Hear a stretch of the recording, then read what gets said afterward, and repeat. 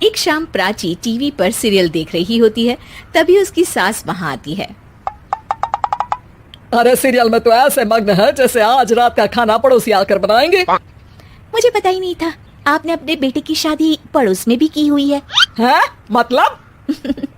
मतलब इस घर में सारा काम बहू ही करती है, आप तो सिर्फ खर्राटे मारती हैं।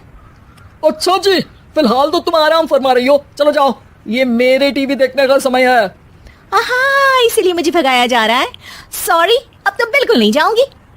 प्राची की इस बात पर दोनों सास बहू के बीच टीवी रिमोट के पीछे बच्चों जैसी छीना झपटी शुरू हो जाती है, जिसके बीच श्लोक भी काम से घर वापस आ जाता है। हाँ, आज मेरी चूहे बिल्ली की जोड़ी किस बात पर झगड़ रही है? अरे तेरे बीवी मुझे टीवी ही नहीं देखने दे रही। अरे तुम्हारी मम्मी मुझे खाना बनाने के लिए फोर्स कर रही है।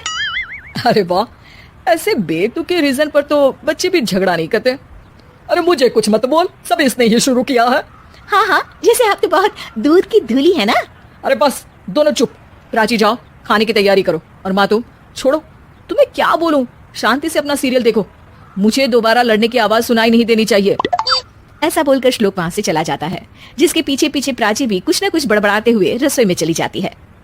हाँ हाँ, सासू जी को तो कुछ बोलेंगे ही नहीं, बस मुझ पर ही हुक्म चलता है, खाना बनाओ, जैसे मैं इनके घर में खाना बनाने के लिए आई हूँ।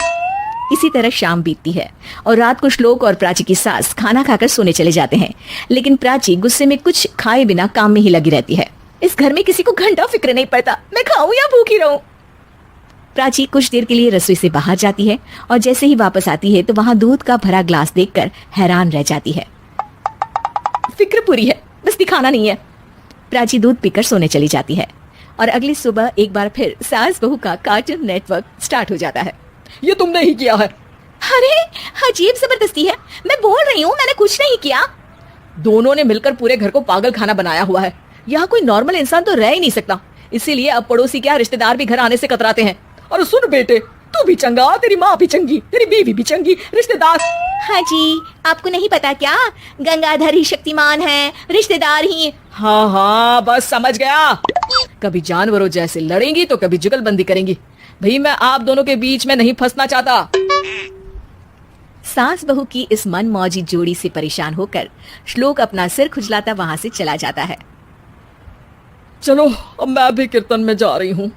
इस पर जैसे ही सास कमरे में अपना पर्स लेने जाती है तो वहां नाश्ते की प्लेट रखी देख मुस्कुराने लगती है और नाश्ता करके घर से बाहर निकलते हुए कुछ पैसे टेबल पर रख जाती है, जिसके कुछ देर बाद सिलेंडर वाला घर आता है।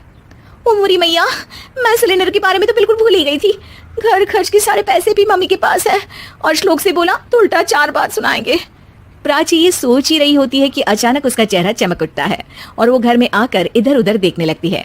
तभी उसकी नजर टेबल पर रखे पैसों पर पड़ती है, जिन्हें वो सिलेंडर वाले को दे देती है। ये सब श्लोक देख लेता है। अच्छा बेटे, इतना बड़ा घोटाला, सबके सामने मैं तेरी दुश्मन और पीठ पीछे तेरी मेरी यारी। इस पर श्लोक एक प्लान बनाता है और शाम को सब एक साथ बैठे होने पर बोलने लगता है। माँ, तुम दोनों की बहुत लड़ाई होती है, इसलिए मैं सोच रहा हूँ कि प्राची को उसके घर छोड़ाऊं, इससे वो भी खुश रहेगी और तुम भी। अचानक श्लोक की ये बात सुनकर सास बहू शौक से उसकी तरफ देखती हैं। अरे ऐसे कैसे घर छोड़ाओगे, मुझे कहीं नहीं जाना। अरे तुमने बोला नहीं पर मैंने सुन लिया, तुम्हें मम्मी के साथ रहना अच्छा नहीं लगता, मुझे पता है। अरे वाह, अरे जब बहू खुद कुछ काम बोले तो वो तुझे सुनता नहीं, और अब जो इसने बोला ही नहीं वो तू समझ गया। जब उसे नहीं जाना तो फिर जबरदस्ती क्यों कर रहा है?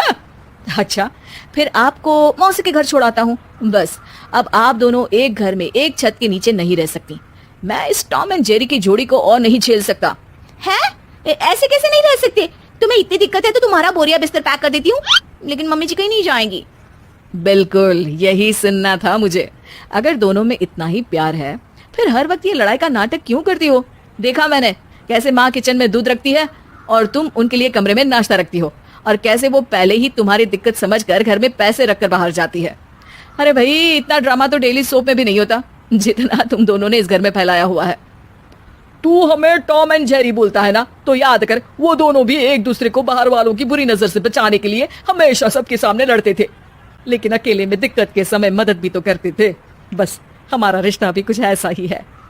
और वैसे भी अगर सास बहू में तू मैं नहीं होती तो दुनिया वालों को कहानियां कैसे मिलेंगी?